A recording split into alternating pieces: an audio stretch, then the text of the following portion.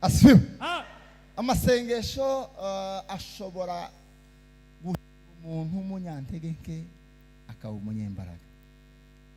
Amasengesho akubwira umunyembaraga wari umunyantege nke. Kubana n'Imana, gusabana n'Imana, kuba muri ibihe nk'ibi ndetse n'ibindi wabayemo biguhindura izina, birakuzamura. Imana cyubahiro. Haleluya.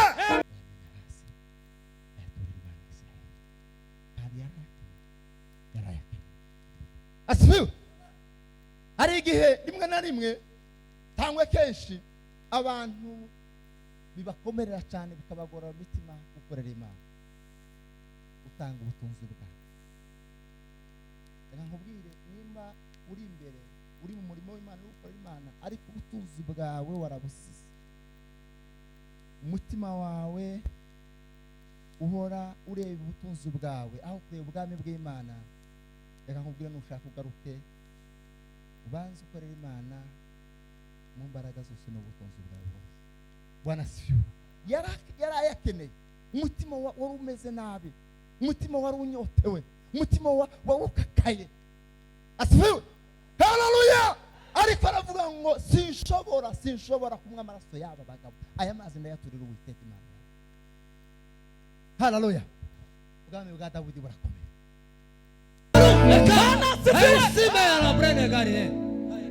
Tandisa. Kongereka. Jine.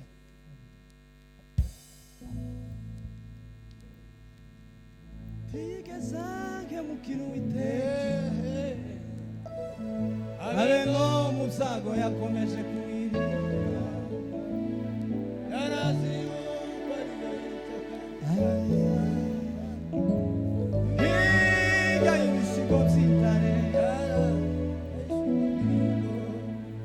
Daniel, tigezange mukino Uwiteka Imana ye. Abeno musago yakomeje kuwirinda. Yarazi higa ibisigo by'intare.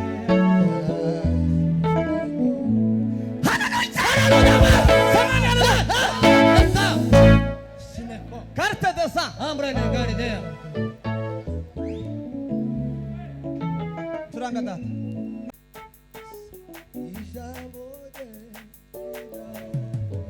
Abandi mpabuke dufata bakijambo.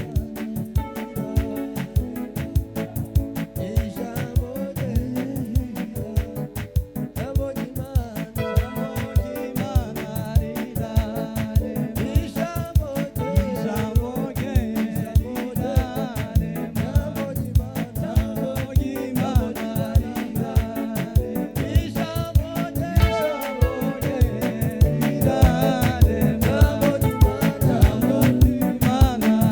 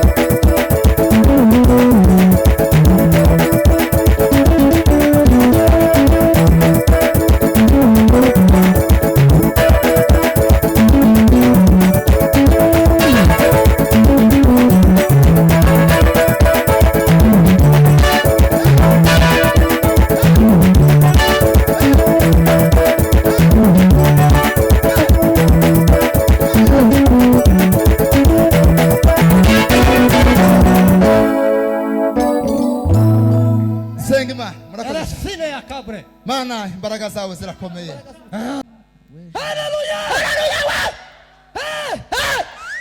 Haleluya. Haleluya. Haleluya. Haleluya. Imana umuvandimwe Gatabazi, Imana aramukirije Imana.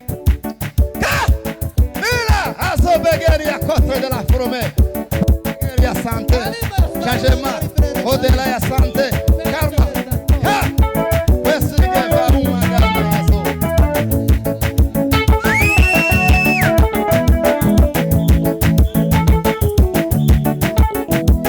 Mira kari ya komme geri ya satana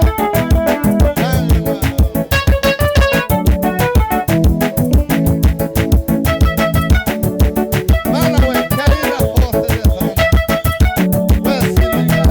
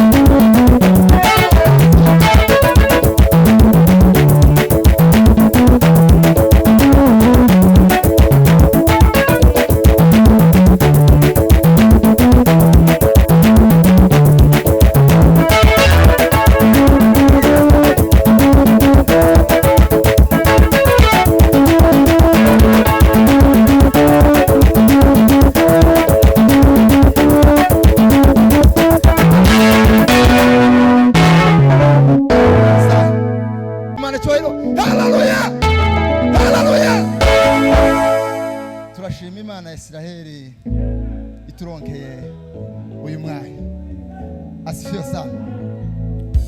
Turashimira Imana ko ariyo yemeye ko tubahana kubera impamvu z'ubwami bwayo. Turashimira umushumba mukuru Apostle watwemereye kugira ngo tuze kubana namwe. Asifiwe. Amen. Imana cyane. Hallelujah. Hallelujah. Turashimira ndashimira umuvandimwe Clement Mucuranzi niwe wambwiye kino gitaramo nawe ndamushimira. Ndashimira abavandimwe twazanye mbone za Karuvari ese na mwene data Fred tuturanye Kigali. Ndabashimira ko mwaduherekeje. Namwe mwaje kwigirira neza ibyo byose. Asifiwe. Yesu cyubahiro. Hallelujah. Hallelujah. Twari tubakumbuye cyane. Apostle twari tubakumbuye pe. Kigali turabakumbuye. mugire muhagire. Twishimiye kugira hano iwanyu, nzavuga amakuru n'ingeri Karuvali. Turabyishimiye cyane. Nishimiye bavandimwe mbonye mu mabiri. Bwana siwe, ndakwishimiye cyane urano muvandimwe.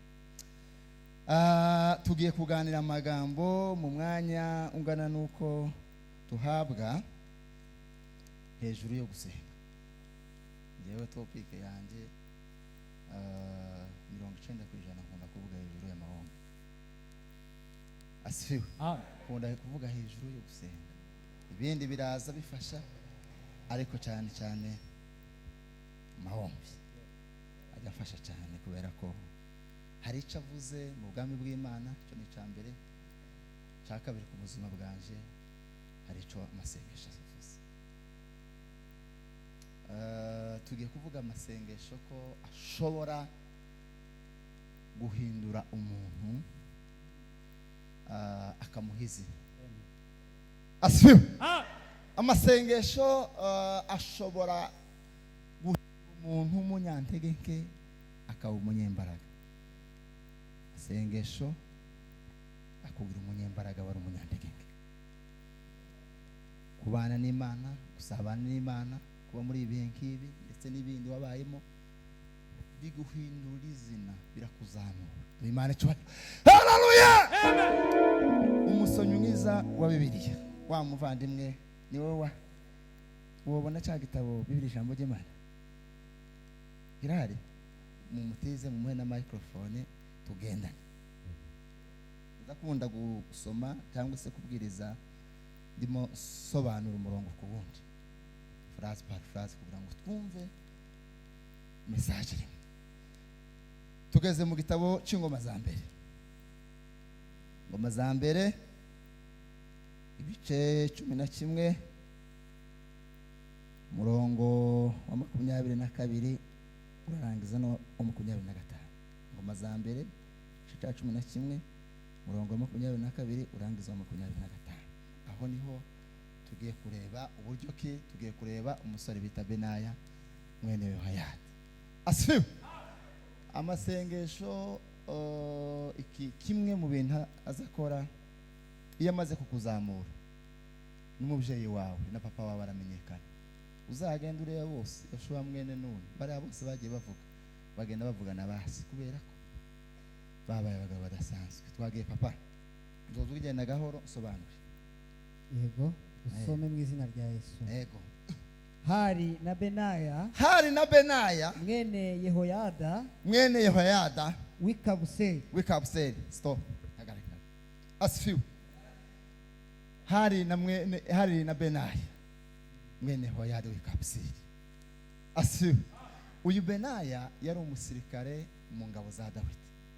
Akimara kumva ko Dawidi yinjiye ishamba, yahunze sebukwe Sawuli, yavuye iwabo. Ikabuseri ni kure cyane, ni majepfo y'Ubuyuda, hahanye imbibi n'igihugu cya Edomu. Asifiwe.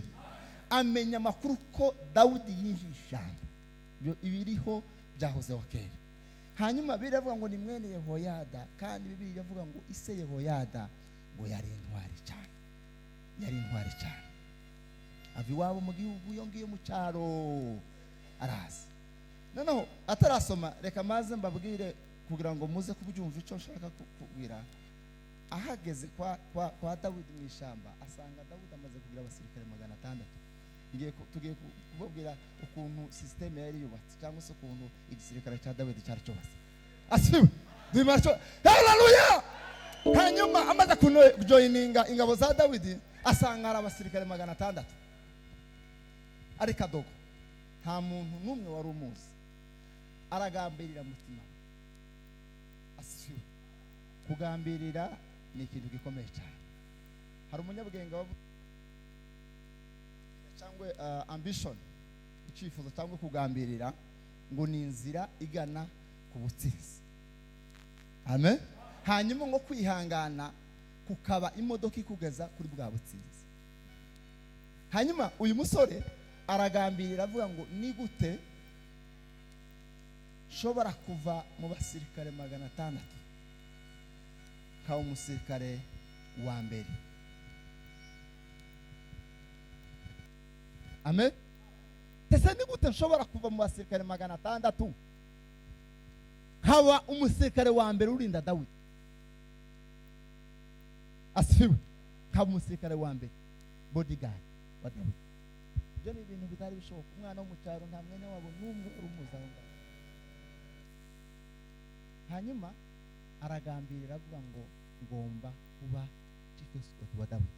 Ukuntu cyari cyubatse hariho abasirikare 600, nyuma baje kwiyongera bagera mu 300. Ariko icyo gihe yahageze yasanze hari abasirikare 600.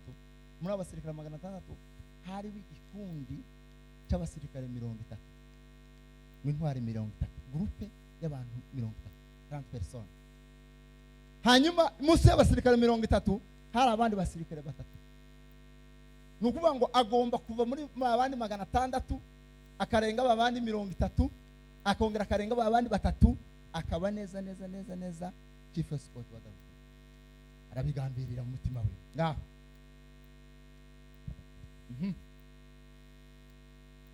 warangagwa n'ibikorwa byinshi by'ubutwari. Yarangagwa n'ibikorwa byinshi by'ubutwari. Niwe wishamo wabo babiri y'intwari. Noneho amaze kugambirira aravuga ngo niki nakora kugira ngo nisange ni chief escort wa Dawidi. Asifiwe. Aravuga ngo reka nkuru dutende, reka ngira imirimo nkora. Asifiwe. Mu bwami bw'Imana Yohana yaravuze ngo buratwaranira, kandi intwarane zivugisha mu imbaraga, by force. Nukuvuga ngo ntabwo hano ari ukujya no kumwe, oya, ntabwo ari umunyenga, ntabwo twaje muri tourism, tugomba gukora hari amagara yacu. Aravuga ngo niki nakora. Umunsi umwe aragambirira avuga ngo ngomba kugira ikintu nkora. Bavuga ko Dawidi yishe intare n'idubu, ba Samusoni bishe intare n'ibindi, nanjye ngomba kugira ikintu nkora gikomeye kikamenyekana kwa Dawidi nkazamuka kubona promotion. Umunsi umwe ngabona abahungu babiri b'ibihanda bikomeye, bene Ariyeli w'Imowabu. Imana cywaye. Haleluya! Haleluya! Aravuga ngo bari abahungu ndabizi Isiraheli yose irabatinya. Isiraheli yose irabatinya. Ariko ngomba kubata kugira ngo menyekane. Kubaka izina ntabwo ari ikintu cyoroshye. Kubaka izina sacrifice ntabwo byoroshye, bisaba igitabo. Umunsi umwe ngabona bene Ariyeli babiri bombi, Bibiliya ibita ngo ntabwo ibita abantu basanzwe, ibita intare. Ibita intare, lion like, babita intare, babagereranya n'intare, bihanda bikomeye intare. Ngaho Kindi gihe amasimba amaze kugwa. No aho nunko warusa nkaho wataruse. Icyo gihe aragenda afite gusa inkoni yiwe, aragenda arabata karabica. Ngo makuru agera kwa Dawidi, baravuga ngo hari umwana w'umusirikare mutoya wishe abahungu babiri ba Ariyeli byabihana. Dawidi abyumvise ntiyabyumva neza, ntiyabisingira neza, tiyagira n'ikintu kiba. Aravuga ngo reka ndebe ikindi kintu nkora. Ngaho papa. Amaze kugwa Benaya yamanutse mu rwobo yiciramo intare. Undi munsi hari igihe cya Shelegi, nushaka gusubira muri uwo murongo haruguru, uwo murongo. Ikindi gihe amasimba amaze kugwa mu gihe cya Shelegi, cimbe ku nyinshi abantu bahunze bari kota bari gushaka umuriro, ngo aramanuka. Benaya yamanutse mu rwobo yiciramo intare. Imana icyo. Haleluya! Benaya aravuga ngo niki nakora kugira ngo menyekane kwa Dawidi. Nishe bene Ariyeli babiri Isiraheli yose yatinyaga, ariko nta kintu Dawidi yavuze. Kuri kugira ngo menyekane. Nta ruswa, nta umuntu nzi hano. Ni gute nzagera ahantu hakomeye, ni gute nzagera kuri kiriya cyifuzo cyanjye. Wabona intare iri mu mwobo, aramanuka inkoni yiwe gusa. Bwana sifiwe. Aramanuka ya ntare ayisanga mu mwobo arayishe. Asifiwe. Kandi icyo gihe yari afite inkoni gusa, inkoni arayishe. Biramenyekana ko wari umwana ngo wishe intare, kandi mu gihe kigoye cya Shelegi. Ntabwo yitaye kuri Shelegi. Bwana sifiwe. Iyo umuntu akorera Imana ntabwo wita kuri Shelegi, ntabwo wita ku rubura bw'iki, ntabwo wita ku mvura nyinshi, ntabwo wita ku bibazo. Tayisukizi ugomba gukorera Imana kugira ngo ugire icyo ugera. Asifiwe. Ikindi niwe kandi wishe umunyamisiri wari ufite metero ebyiri me n'igice atova azongeli ya carte de fonde ya so Imana cyubahiro. Haleluya. Amen. Niwe kandi nta wundi niwe kandi ngo wagize gute papa wishe umunyamisiri wari ufite metero ebyiri n'igice z'uburebure. Mbese Bibiliya yari yevuga ngo yari afite ibikono 5 metero 5 z'uburebure. Ngo umugabo muremure bwihanda nawe ngo uruziga rwinshi uteye ubwoba cyane ukanga istinyitse. Umunsi umwe ngo aramanuka aramubona aravuga ngo uriya nawe witeka ari umungabisi kugira ngo umenye nishe bene yari yere nta cyabaye asanze intare mu mwobo mu gihe cyashereka abandi bari bahunze nta cyabaye bino bihanda wanasifiwe kino gihanda cy'umunyamisiri ndagira icyo nkora. Uwo munyamisiri yari yitwaje icumu rimeze nk'igiti cy'ikumbu. Cyo ni igiti cyaho cyiyumbi. Naho Benaya yitwaje inkoni yonyine. Utegere ubutware ntabwo bisaba kwifurema cyane, ntabwo bisaba kureba ibindi bintu bigukingira, bisaba gusa kwiringira iyo mwijuru. Haleluya. Dawidi yavuze guti ngo nduburira amaso yanjye ku musozi utabagwa bakisi ndahandi guturuka ku Mana ya Israheli. Imana cyo. Haleluya. Duhura kenshi n'ibimeze nk'ibihanda, duhura n'ibimeze nk'intare, ariko titurebe ibidukikije, titurebe abacantege, twarebe Imana ya Israheli. Yambura wa munyamisiri icumu rye, abariryo amwicisha. Ngibyo Benaya mwene Yehoyada yakoze, bituma aba ikirangirire nka za ntware 3. None reka mvuge ko ntware 3 ugeze asifiwe. Nababwiye ko hari abasirikare 30, igikundi cy'abasirikare 30, akongera akabikundi cy'abasirikare 3. Reka mbabwire abasirikare 3 cyo bakoze, cya gikundi cy'abantu 3 cyo bakoze. Bwana asifiwe. Bari bagizwe n'umugabo bita Yashobeyamu, n'umugabo bita Eleyazari, n'undi mugabo bita Abishayi. Asifiwe. Abagabo 3 nibo bari bagize cya gikundi cy'abantu 3. Bibiliya ivuga yuko bakoze ibintu bikomeye cyane, babitaga special force. Bitwaga special force. Bajyaga aho rwananirana. Aba basirikare uyu nguyu witwa Yashobeyamu, umunsi umwe yajunguje icumu rye. Asifiwe. Ngo yajunguje icumu rye mu gihe cy'abantu 300 urugamba rutero kimwe. Dawidi amubonye, asifiwe, aramubwira ngo wewe uraje muri special force. Yari igizwe n'abantu 3, kandi ubu cyo gihe yamaze kugira abasirikare benshi bagenda biyongera, yageze mu 330. Uwo mugabo aje muri special force. Haza uwundi bita Eleyazari nawe yakoze igitendo gikomeye, nawe yishe abantu 300. Asifiwe. Niwe kandi baravuga ngo niwe igihe kimwe Abafilisitiya barateye, bari ahantu bita Ipasida Mimu, niho bari bari. Dawidi abanyisiraheli bose barahunga, bose asigarana na Eleyazari. Bararwana cyane Uwiteka abagabiza abanzi babo. Asifiwe. Uwundi munsi Abishayi ngo nawe ngo yazunguje icumu ryiwe gusa gutya. Imana cyubahiro. Haleluya.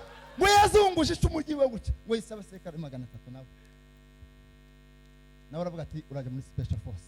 Uyu Abishayi yari afite mukuru wiwe bita Yowabu. Asifiwe. Niwe nimba Yerusalemu harafashwe, baharwana igihe cya Dawidi bahafata, birukana abayebuzi. Umukuru wa Abishayi niwe wafashe Yowabu, niwe wafashe. Yarakomeye cyane. Imana cyubahiro. Haleluya. Abo basirikare 3 bari bakomeye. Bibiliya yambwiye ngo, komantere zambwiye ngo aba basirikare ko ari batatu iyi special force ngo ryari itabaza rya Isiraheli, ryari itabaza rya Isiraheli. Bari abantu bakomeye bamurikira umurwa, mu yandi magambo nibo barindaga umurwa. Haleluya. Ntushaka kwicara papa. Aba basirikare ko ari batatu bakoze ibintu bikomeye cyane kugira ngo babashe ntiwagera ku bintu bikomeye utabanje kugira ibyo utanga ubuzima bwawe. Asifiwe. Umundi munsi ngo Dawidi akumbura amazi y'i Betelehemu. Kila wese mengevenge ni adra akumbura amazi y'i Betelehemu. Maze mukumbura umusaraba, akumbura Kristo mu yandi magambo.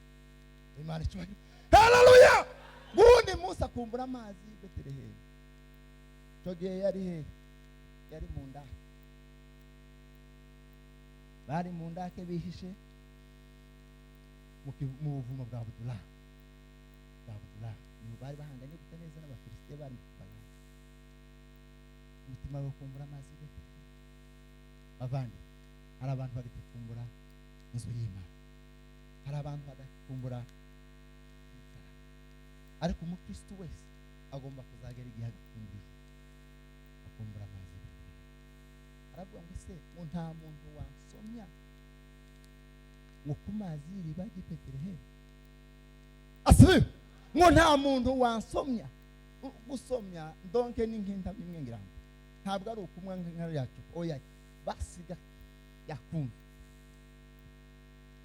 Iyo wanyweye Kristo maso yibuka akaba muri wewe, ubugingo bwawe burahemba. Ubugingo bwe bwari bumeze nabi.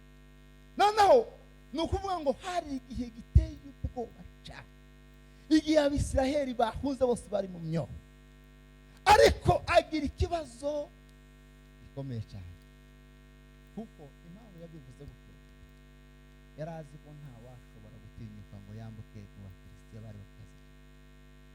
Kiyabona ko ari situation yoroshe yari gutegeka umuntu umwe akagenda akayaza, ariko impamvu yavuze gutyo umuntu ukomeye umwami ukomeye abura umuntu wamuha kutuza Betelehemu. Bo abagabo batatu nababwiye bajya batatu intware zitatu baravuga ngo turagenda cyo kukuya kuvomera. Twitaye ku buzima bwacu. Rimwe na rimwe muri ubu buzima hari igihe duhamagara ya, hari igihe duca mu mirimo, hari igihe duca mu nzuzi, ariko dufite isezerano ko tuzabicamo ariko ntacyo bizadutwara. Bwana sifiwe. Ngo baragenda baravoma baca ahantu hakomeye cyane, hariho zambushi, hariho ibifaro bishinyitse bibareba. Baragenda sinzi ukuntu bakatse, sinzi aho inzira baciye munsi y'imizi. Ngo baragenda bagera i Betelehemu. Imana icyubahiro. Haleluya. Bagera i Betelehemu bafata ku mazi yaho bayazanira Dawidi. Umva kino kintu cyantangaje. Dawidi ni umwamikazi. Dawidi ateye ubwoba. Dawidi azirikana imbaraga z'Imana. Arareba aravuga ngo sinshobora kunywa amazi abagabo baza, ngo sinshobora ngo ni nko kunywa amaraso yabo. Nkoye amazi kandi ni wowe wari wayifuje, ni wowe wari uyanyotewe, ni wowe wari uyakeneye, ariko abonye ibintu bibaye ukuntu ahantu baciye n'ukuntu bayazanye, aravuga ngo sinamwa amaraso yabo bagabo. Asifiwe. Banavuga ukuntu ubutwari ni kubabwira ukuntu kubana n'Imana, kuba mu bihe by'Imana, gusenga, kuba mu busabane bw'Imana, uguhindurira izina. Haleluya. Ikintu Dawidi yakoze yaravuze ngo agiye kuyaturira Uwiteka, yamenya hasi ayaturira Imana Isiraheli kandi yarayakenya. Asifiwe. Hari igihe rimwe na rimwe cyangwa kenshi abantu bibakomerera cyane bikabagora imitima gukorera Imana, utanga ubutunzi bwawe.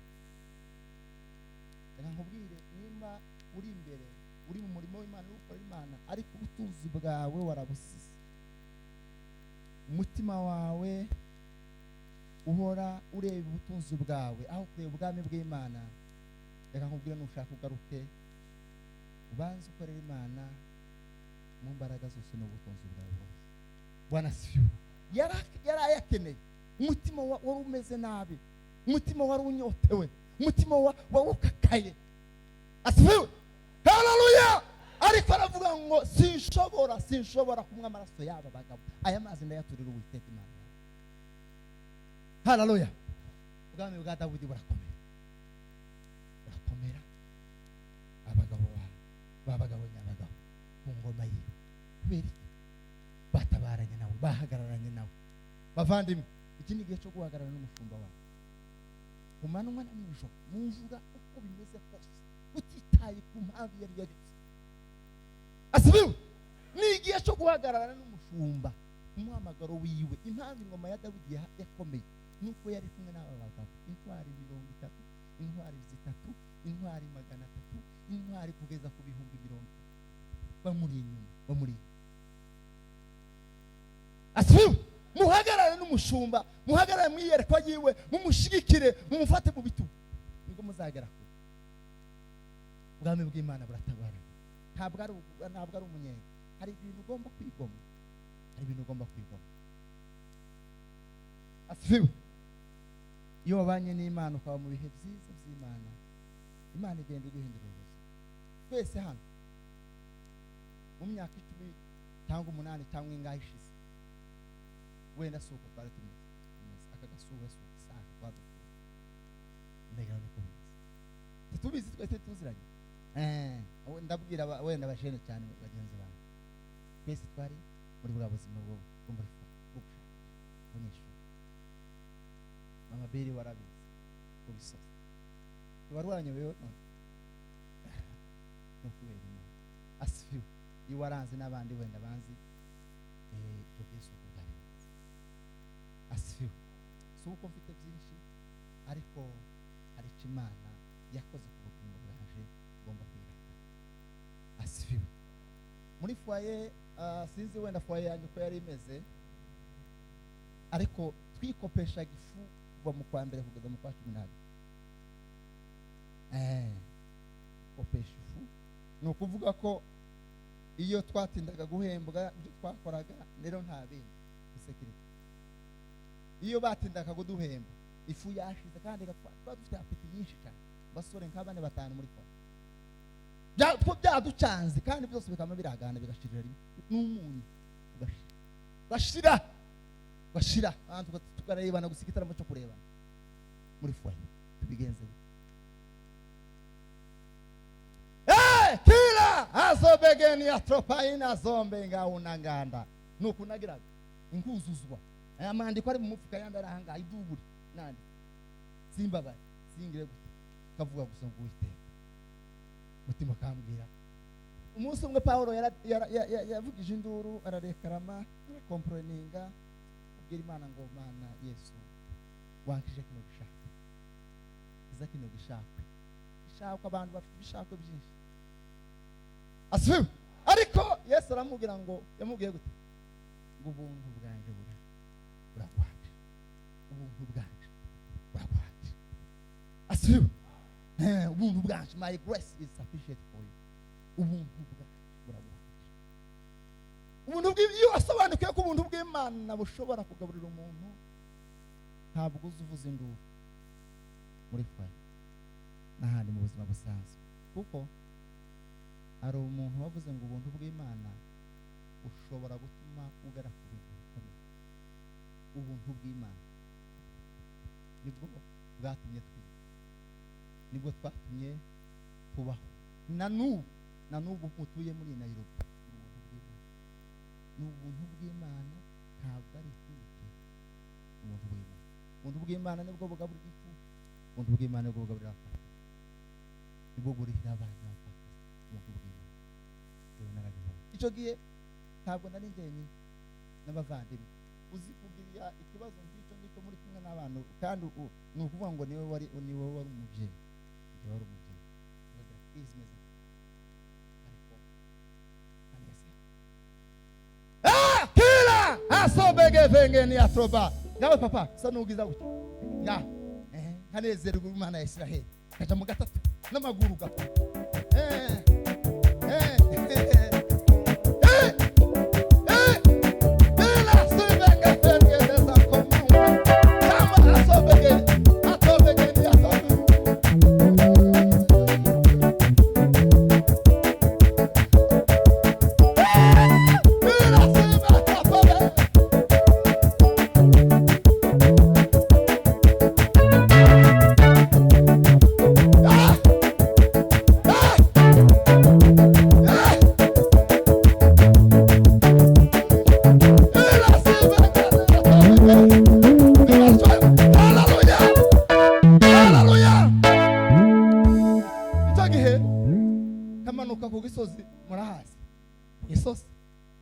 ngiye mu gatatu Bosco ya Kimironko mande karahana arambiye ko gitaramo hura nabera ngo dusobanura amandiko kumva ibi ko bimeze kumva situation kumva ubutaye aho bugeze bahura n'abakozi b'Imana akavuga ngo ubutaye bararangiye ngo yuyu mu bumvise imirinde yo gutaba uhumura ukomere gushikama Imana cyo haleluya ubwo rimwe na rimwe kwa mubura nkatike igusubizayo igitaramo gakirarangiye abantu baratasha uraje kati waje n'amaguru wasirinze wujujwe wanditse amandiko wakoze gahunda ikomeye kamura tiki gutaha kamunjira cyuma cy'amasengesho karara kura ngongere kandi wumve rwamagara abana muri flight sinzi cyo kurara umuntu mbaye igihumbi giki mugure mu botike asfiwe byose Bwana siyo tukasobanura amandiko bibiri na cumi na gatatu kifuza kuja kanyari kaya mazi Dawidi yifuje ibetere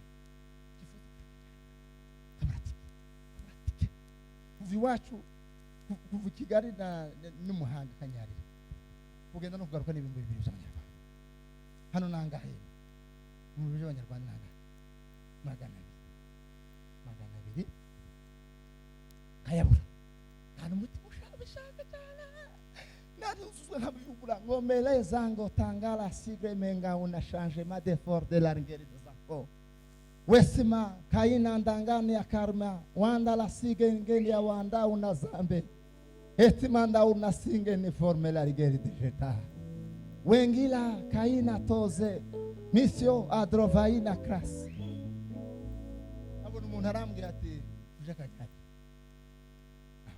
nukuvuga ngo nimba vuga kanyarira arishingira ikintu cyose nimba ari tike nimba ari cyo tuzafata mu nzira n'igihe cyose ataboneka Imana ikangirira neza ngo mtakayabona ibihumbi bibiri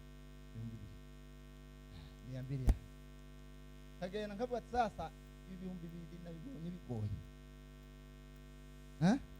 I'm not expecting hayani tegereza reka nabyazi umusaruro hama nicara ku musozi abazi kanyarira baraha hama nicaraga imibyazi umusaruro ndajahe takazi ndajahe hama nicara munsi y'igiti cy'inkokore kitagira amashami murayahazi kanyarira mana we wese w'imfushi meza ngo tandala ndahindura uko gasi mfite gahunda yo gutaha mfite kuzamara nk'icyumweru nicaye ku musozi tw'Nyake kila asrovegeria trobaina shombe ngao zao ngandola yasume ngao nagani asimirtanema kicara kwibuye nkavaho nkaja kurindi kaja ku gisinsi kumva ko ahangaha ndarumva Imana neza kambuka hakurya mu bindi bibira kujya mu ishamba mfite muri zone y'Imana eneo y'Imana naneserewe ko numva nkaho mfite Kigali yose ari yanjye kubera kwishimira ubute n'imbaraga zabe Imana cyo haleluya ishogi hega nta bindi uko nuko wasize abana muri foyer ariko gasenga Imana ka provide Imana yacu providing atanga asenga kabanza ko kwisana kwiyumbe by'Imana aho ngaho numva nkeneye koga nkamanuka umusozi, kandi uwo umusozi wakanyarira uciye tuzabona, abahazi barahazi barabyumva. Abasenga bagiye kuyereka baravuga ngo kuzamuka umusozi wakanyarira ukawurenga egare kumara iminsi 3 ya seke utajyutama. Mwabyumvise? Kuzamuka kanyarira ukayirenga bingana n'umuntu wikingiranye wiwe mu cyumba akamara iminsi 3 yatama. Aho hantu rahazamutse wena udafite na ingingi wagenda mwijoro wakamba nta bintu byinshi gatoya muhendere geste uragwa muri uzi. Kandi icyo gihe ni nka 3 z'ijoro mukabwibwe oya akabuti murakazi abana bato akabuti murakazi mbese akabuti ni mwabumvise ujya wokora oya si umugoroba oya ndavuga wa mwijima mwinshi wo gukoraho bawita gute icuraburindi. Niko kabuti abakecuru baza kita kabuti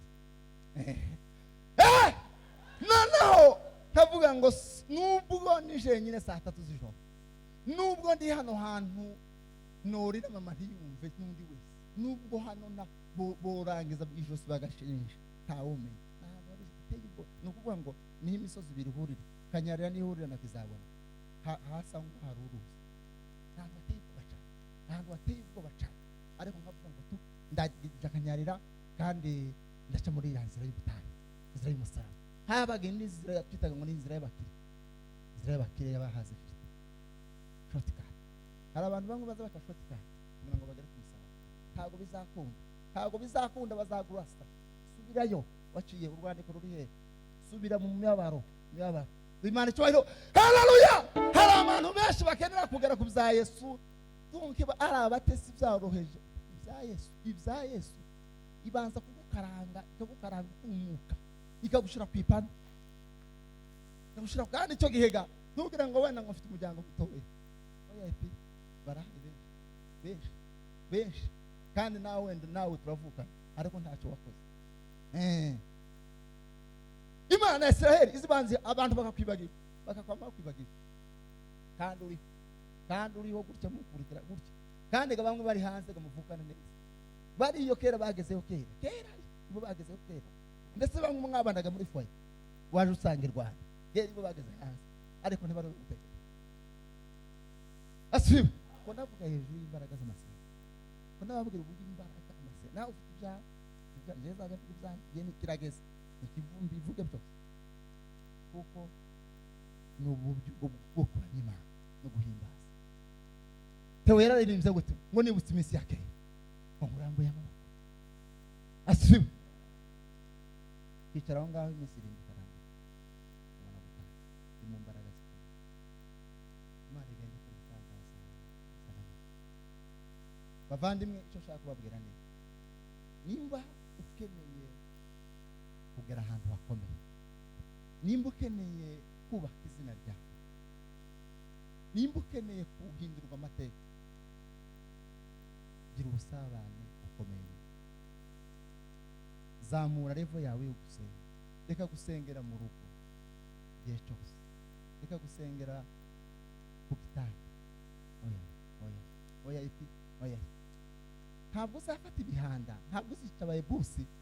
Imana cyoro haleluya tubanga bakubita abayebusi abayebusi bafashe ibyaha abayebusi bagatuma tugera ku masezerano. Imana cyubahiro haleluya nta kindi ugomba gusenga, ubuzima bwo gusenga prayer life ugomba kuyidevelopa muri wowe. Nimba ukeneye kugera ugomba kuyidevelopa muri wowe spiritual gusenga nibwo uzagera ahantu hakomeye. Impamvu gusenga gukomeye nicyo kintu cyonyine abigishwa basabye Yesu bwa mbere kubakora. Yaravuze ngo bigishe gusenga kuko Yohana yagize gute bigisha abigishwa bamubonaga ari nk'ari yapfukamye ari gusenga, aratubwira arabigisha ukuvuga ko ntabwo bamubwiye ngo twigishe kuro, ntabwo bamubwiye ngo twigishe kwirukana abadayimoni. Gusenga ni ubusabane n'Imana. Gusenga burahindura ubuzima bw'umuntu. Bwana siwe bavandimwe, nta kindi kintu gishobora guhindura ubuzima bw'umuntu. Natinze papa ongera muri icyo gitabo cy'ingoma nicyo nahawe kane no kwicara. Uvuga umuntu wasenze ahindura ubuzima, ahindura amateka kubera gusenga. Mukunde gusenga abavandi kandi udevelope cyane. Njyewe nkiri iwacu ruguru nanadevelope gusenga niherereye. Nushobora amasengesho yo kwiherera bizagufasha no gusenga mu gihe wabuze icyo asifiwe. Muri wewe nudevelopa nugazura muri wewe amasengesho yo kwiherera yawe wenyine, bizagufasha n'igihe cy'ubutayu, n'igihe utabufite kumwe n'umuntu n'umwe ukura no kugera ku busubizo. Ingoma ya mbere kandi no kwicenda uravuze ngo urarangiza umurongo wa 10. Wumve kandi ndasoje pe ihangana. Yabesi yubahwaga n'abantu, Yabesi yubahwaga n'abantu kurusha uko bubahaga abavandimwe be, kurusha uko bubaha abavandimwe. cyatumye nyina mwita Yabesi, icyatumye mutegere, icyatumye nyina mwita Yabesi nuko yababaye cyane ubwo yamubyaraga, nuko yababaye cyane ubwo yamubyara. nuko Yabesi asenga Imana y'Abisiraheli agira ati, noneho amaze kumenya ko ibyo bibazo nyina mubyaye ababaye, akaba ariho haravuga iryo zina rya Yabesi. Aho nyine waruvuze asenga Imana y'Abisiraheli agira ati, asenga Imana y'Abisiraheli. Umva amasengesho, imbaraga z'amasengesho, amenya ko nta kindi gishobora kumuhindurira izina. Asenga Imana y'Abisiraheli. ayi Mana, ayi ni ukuvuga ngo yari afite agahinda kenshi cyane kenda guturutsa umutima we. umpe ku mugisha wawe, umpe ku mugisha wawe. Mu yandi magambo, nta mugisha yari afite, rya zina ryari ryaramwokanye ry'agahinda. Umpe ku mugisha wawe, umpe umugisha wawe, nta nakamwe. kandi wongere isambu yanjye, kandi wongere isambu yanjye. Mu yandi magambo, wongere imbago zanjye. Enlarge my territory, enlarge my boundaries. undindisha imbaraga zawe, undindisha imbaraga zawe. Ni ukuvuga ko imbaraga z'Imana ntazari kuri Yabesi. Niyo mpamvu ikintu cyose cyamugeraho ikamugiraho ingaruka. Indwara yaza mu muhana, Yabesi. Haza ibibazo, Yabesi. Yaza ibibazo, Yabesi. Icyo gihe nta kuboko kw'Imana kwari kuri muri. kandi unkiza ibyago n'umubabaro, kandi unkiza ibyago n'umubabaro. Ni ukuvuga ngo yagiraga ibyago dirende yose amenya. Yagiraga ibyago bisimburanwa. Icyago cyo kuwa mbere, si icyago cyo kuwa kabiri, si icyago cyo kuwa gatatu kuzageza ku rwego. Munindi ibyago ntibimbabaza. nuko Imana imuha ibyo yayisabye. Nuko Imana imuha ibyo yasabye. Amen. Ijambo ry'Imana libafashe. Hallelujah.